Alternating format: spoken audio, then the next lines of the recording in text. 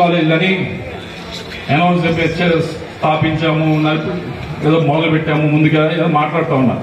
17 కాలేజీలో 3 కాలేజీలు కేంద్ర ప్రభుత్వం నుంచి మనం తెచ్చుకోగలిగాం. 17లో 3 కేంద్ర ప్రభుత్వ సహకారంతో ముందుకు వచ్చింది. దాంట్లో 1 పిడిగులలో ఉంది, 2 మచిలీపట్నం ఉంది, 3 పాడేరులో ఉంది. 3 ఇచ్చారు.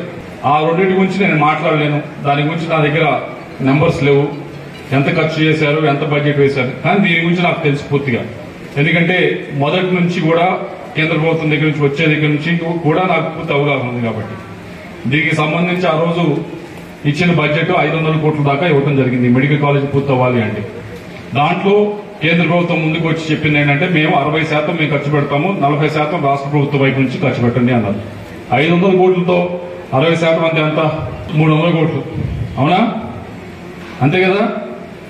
మరి 300 కోట్లు, 500 కోట్లు, మరి రాష్ట్ర ప్రభుత్వం ఖర్చు పెట్టాల్సినంత 200 కోట్లు, అవునా?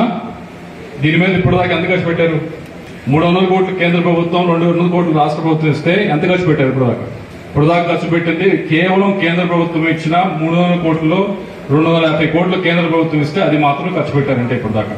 నేను మైక్ తీసుకొని చెప్తా ఉన్నా, మళ్ళీ అబద్దం చెప్పేది దానికి అదే నేనేదో నలుగురిలో కూర్చోబెట్టి మాట్లాడితే అబద్దం చెప్పాను తప్పించుకునే అవకాశం ఉంటుంది. మైక్ తీసుకుని అబద్దం చెప్పలేం కదా.